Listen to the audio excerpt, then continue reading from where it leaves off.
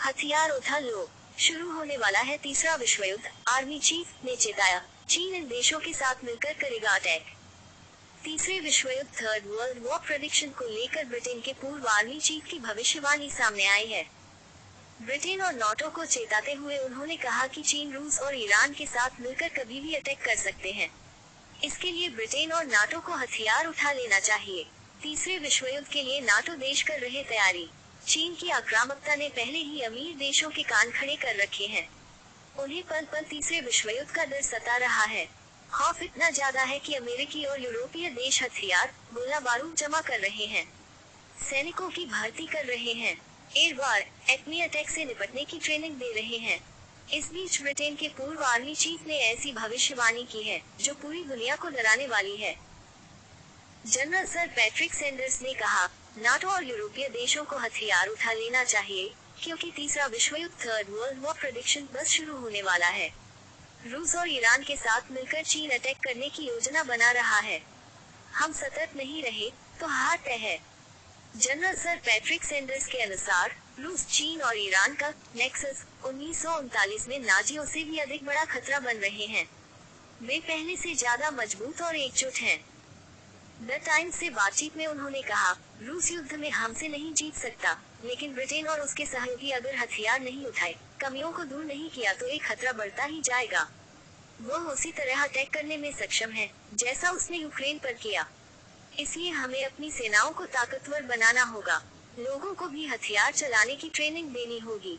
Britain की सेनाएं युद्ध के लिए पर्याप्त शक्तिशाली नहीं है। सर पैट्रिक सैंडर्स ने कहा, हमारे पास इतनी ताकत नहीं कि हमने जिस तरह इराक पर 2003 में अटैक किया, उस तरह का हमला कहीं और कर सकें।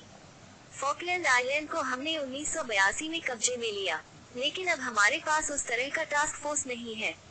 इससे पहले रक्षा मंत्रालय के भी एक वरिष्ठ अधिकारी ने चेतावनी दी थी कि ब्रिटेन पर अगर अटैक किया गया, तो वह लड़ने और जीतने के लिए तैयार नहीं है। सैंडर्स ने तो इसे बेहद गंभीर स्थिति माना। उन्होंने कहा, ये बहुत लंबे वक्त तक नहीं चलने वाला। हमें हथियार उठाना और उसे चलाना सीखना होगा। हमें अटैक का जवाब देना सीखना होगा। ब्रिटेन के पूर्व आर्मी चीफ ने संकेत दिया कि दुनिया में जहां भी युद्ध हो रहा है, उसके पीछे चीन, रूस और ईरान ही हैं।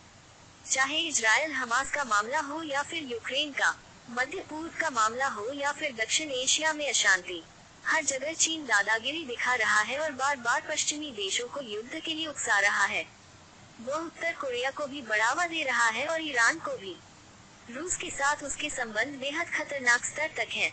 उधर रूस की आक्रामकता कभी भी युद्ध में बदल सकती है। यूक्रेन पर आसमान से इतने हमले हो रहे हैं कि वह अपनी रक्षा नहीं कर पा रहा है।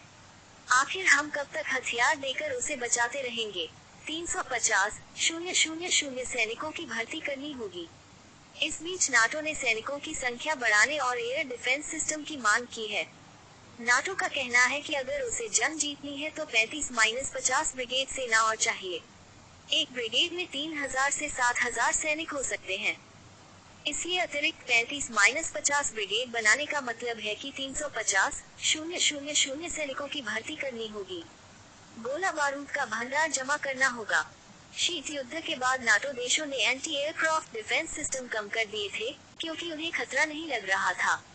लेकिन मौजूदा हालात में हमें और भी मिसाइलें और एंटी एयरक्राफ्ट डिफेंस सिस्टम तैनात करना होगा। गोला बारूद का भंडार जमा करना होगा। जर्मनी के खुफिया विभाग की हाल ही में एक रिपोर्ट लीक हुई थी। उससे भी खुलासा हुआ था कि जर्मनी ने ऐसी तैयारियां भी शुरू कर दी हैं। तमाम तरह के घातक हथियार इकट्ठा कर रहा है। सैनिकों की भर्ती की जा रही है।